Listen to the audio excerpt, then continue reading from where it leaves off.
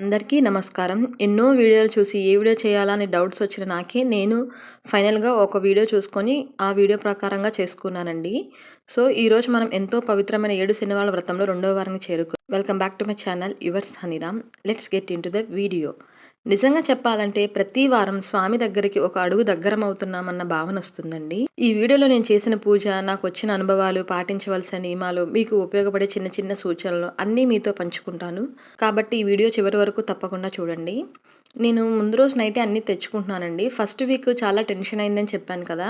Night తెచ్చుకున్నా సరే ఏమైందంటే నేను మార్నింగ్ లేచి అన్నీ చేసుకునేసరికి చాలా టైం పట్టేసింది. సో, నేను అందుకే ఏం చేశానంటే ముందు రోజు నైటే తెచ్చి మాల కింద కట్టుకున్నానండి. చాలామంది ఏం చెప్తున్నారంటే తడి బియ్యంతో బియ్యపిండి చేసి దాన్ని సలివిడి ప్రమిదలుగా చేయమన్నారు కదండీ! ఫస్ట్ వారం మాత్రం నేను పొడి బియ్యపిండితో చేశానండి. సో, సెకండ్ వీక్ ఇలా ట్రై చేశాను ఎలా వస్తదా అని. వచ్చిందండి. ఏం చేశానంటే ఒక గ్లాస్ బియ్యం తీసుకొని బాగా కడిగి 2 గంటల పాటు నానబెట్టానండి. తర్వాత వాటర్ వంపేసి ఒక పొడి క్లాత్‌తో బియ్యాన్ని ఆరబెట్టాను. ఆరిన తర్వాత ఒక 15 మినిట్స్ ఆరబెట్టానండి. ఆరిన తర్వాత మిక్సీలో పెట్టుకుంటే చాలా స్మూత్‌గా అయిపోతుంది పిండి. ఆ బియ్యపు పిండిలో ఆవు పాలు లేదంటే గేదె పాలు, బెల్లం, నెయ్యి, అరటిపండు తప్పనిసరిగా వేసి బాగా కలుపుకొని ఒక పావుగంట సేపు పక్కన నానబెట్టించానండి. పిండి బాగా నానిన తర్వాత చక్కగా నేను గిన్నె షేప్స్‌లో చేసుకున్నాను. చాలామంది ఏం చేస్తారంటే నైట్ టైము మరపట్టేసి మార్నింగే కదా పూజ చేసుకోవచ్చు కదా! త్వరగా అయిపోతుంది అనుకుంటారు. కానీ అదైతే ఖచ్చితంగా ఇబ్బంది పడతారండి. నేను చాలా వీడియోస్‌లో చూశాను.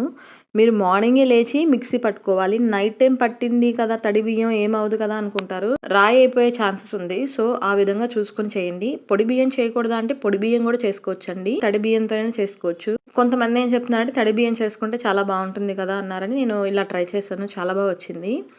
చేత్తోనే నేను పిండి ప్రమిదలు చేసుకొని పూజ చేసుకున్నానండి. నేను మార్నింగ్ లేసి పూజ చేద్దాం అనుకున్నాం. కానీ పిల్లలకి లంచ్ బాక్స్ అన్నీ అవ్వడంతో కొంచెం లేట్ అయిద్ది కదండీ! పూజ దగ్గర కూర్చున్నామంటే మనకి ప్రశాంతంగా ఎక్కడికి కదలకుండా స్వామివారి మీద ధ్యానం ఉండాలి అంటే గనక మనకి పిల్లల లంచ్ బాక్స్ అయన్నీ కూడా గుర్తు రాకూడదని చెప్పి నేను పిల్లలు వెళ్ళిన తర్వాతే పూజ చేసుకుంటున్నానండి. చాలామంది ఎర్లీ మార్నింగ్ చేసుకుంటే చాలా మంచిదని చెప్తున్నారు.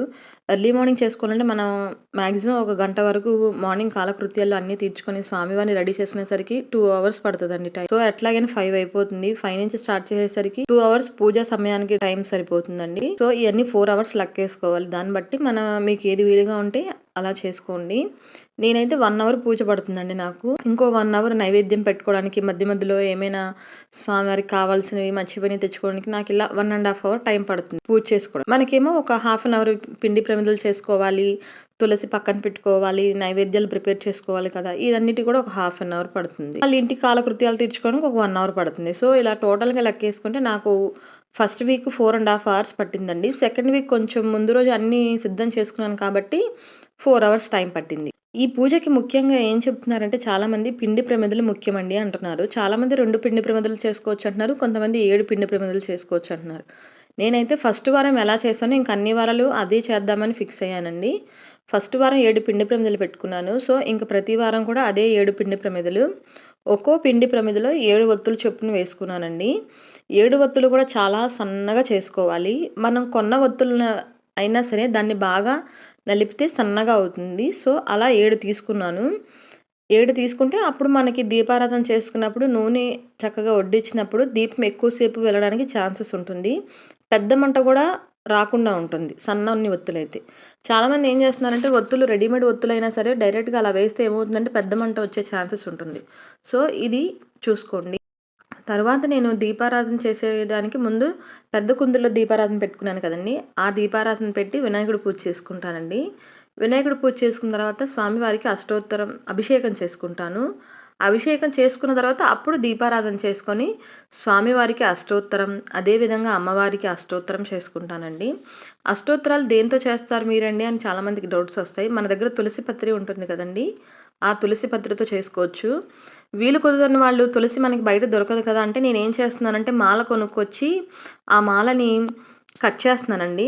వాళ్ళు జాయింట్ చేస్తారు కదా! జాయింట్ దగ్గర కట్ చేస్తే మనకి చక్కగా విడివిడిగా తీసుకునేదానికి ఛాన్సెస్ ఉంటుంది. ఎక్కడ పడితే అక్కడ కట్ చేయకండి. మనకి ముడి వేసిన తర్వాత గ్యాప్ వస్తది కదా!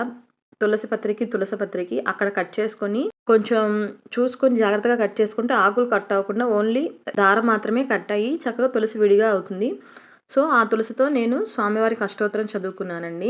మన దగ్గర తులసి అవైలబిలిటీలో లేదు. ఎలా అండి అంటే మన పెరట్లో ఉన్న పువ్వులు గానీ, మనం కొనుక్కొచ్చిన పువ్వులు గానీ, లేదంటే అక్షతలతో గానీ స్వామివారికి అష్టోత్తరం చదువుకోవచ్చు. అదేవిధంగా అమ్మవారికి అష్టోత్తరం దేనితో చేసుకోవచ్చండి అంటే అమ్మవారికి కుంకుమ పూజతో అష్టోత్తరం చేసుకున్నానండి నేనైతే.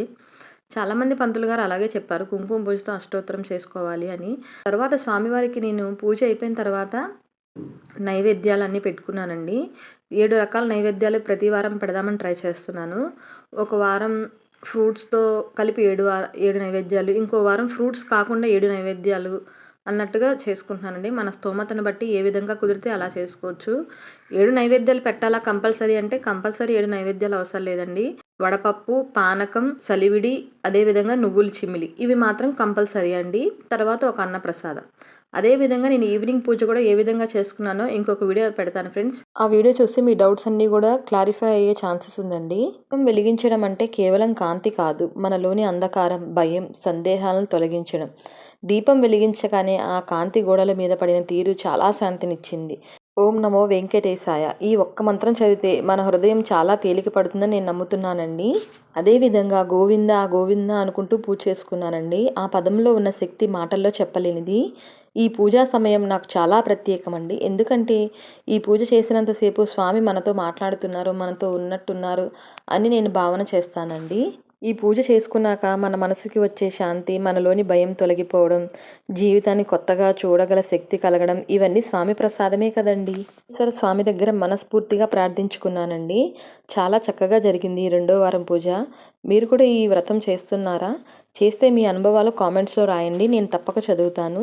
ఇలాంటి పూజా వ్రతాలు, దేవాలయాల వీడియోలు మిస్ అవ్వకుండా ఒకసారి ఛానల్ సబ్స్క్రైబ్ చేసి పక్కనే ఉన్న బెల్ ఐకాన్ ఆన్ చేయండి. ఈ భక్తి ప్రయాణంలో మనం కలిసి ముందుకు సాగుదాం. గోవింద గోవింద. ఇటువంటి మరిన్ని వీడియోస్ కోసం మా ఛానల్ సబ్స్క్రైబ్ చేసుకోండి. ఏమైనా తప్పుగా చెప్పుంటే క్షమించండి. Thank you for watching.